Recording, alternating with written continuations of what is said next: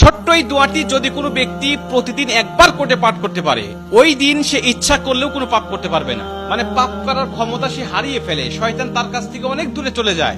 নবীজি বলছেন, যদি কোনো ব্যক্তি এই দোয়াটা মাত্র একবার পাঠ করে, যেদিন সে পাঠ করবে ওই দিন শয়তান চিৎকার করে কাঁদতে থাকে, চিৎকার করে আওয়াজ দিয়ে বলতে থাকে যে আজকে সারাদিন তুই আমার ওয়াসওয়াসা থেকে মুক্ত হয়ে গেলি, আমি ইচ্ছা করেও আজকে তোকে আর ধোঁকা দিতে পারবো না, তুই আজকে আর কোনো পথভ্রষ্টের কাজ করতে পারবি না, তুই সেটা আমার কাছ থেকে মুক্ত হয়ে গেলি। মানে এই দোয়াটার এতটাই পাওয়ার, এতটাই ক্ষমতা আল্লাহ পাক দিয়ে দিয়েছেন। অতএব আমরা এই দোয়াটা মুখস্থ রাখবো, ছোট্ট একটি দোয়া মুখস্থ করে প্রতিদিন আমরা তেলাওয়াত করব। আমরা কিন্তু অনেকেই আছি পাপ ছাড়তে চাই, কিন্তু আমরা এমন কিছু দেখি বা এমন কিছুর সম্মুখীন আমরা হয়ে যাই, ওটা দেখার পরে আমরা নিজের উপরে নিজের কন্ট্রোলটা হারিয়ে ফেলি, তখন আমরা পাপ করতে বাধ্য হই বা পাপ শয়তান আমাদেরকে করিয়ে ফেলে।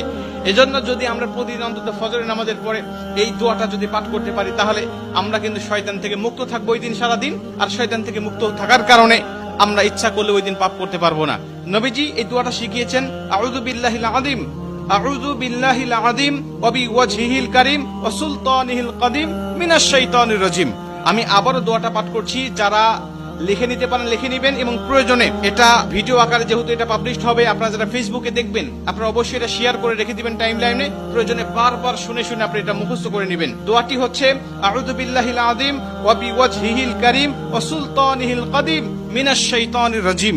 এই দোয়াটা আপনি মুখস্থ করে নেবেন, আর এই দোয়াটা পড়ার কারণে কিন্তু শয়তান থেকে আপনি মুক্ত থাকবেন।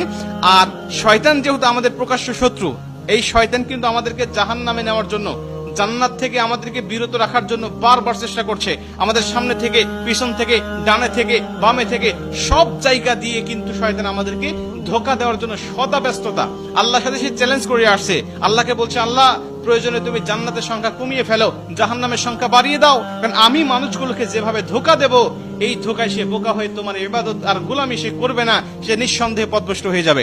এই জন্য শয়তান থেকে মুক্ত থাকার জন্য আমরা কিন্তু সর্বসময় এই দোয়াটা পাঠ করবো। প্রতিদিন অন্তত একবার এই দোয়াটা আমরা পাঠ করলে আমাদের কাছ থেকে শয়তান মুক্ত হয়ে যাবে, আমরা শয়তান মুক্ত জীবন যাপন করব। আর আমাকে যদি শয়তান ওয়াসওয়াসা না দেয়, ওই দিন কিন্তু আমি পাপ করতে পারবো না, ইচ্ছা করলে পাপের কোনো কথাই আমার মধ্যে আসবে না। কারণ আমরা জানি ফেরেশতারা ইচ্ছা করলেও পাপ করতে পারে না, কারণ ফেরেশতাদেরকে শয়তান ধোঁকা দেয় না, আর ফেরেশতাদের কাছে শয়তান যায় না, তাই তাদের অকর্ম করার মতো বা পাপ করার মতো কোনো ক্ষমতা তাদের নাই। এর জন্য এই দোয়াটা আমরা সবাই মুখস্থ করে নিব এবং প্রতিদিন একবার হলেও পাঠ করবো ইনশাআল্লাহ।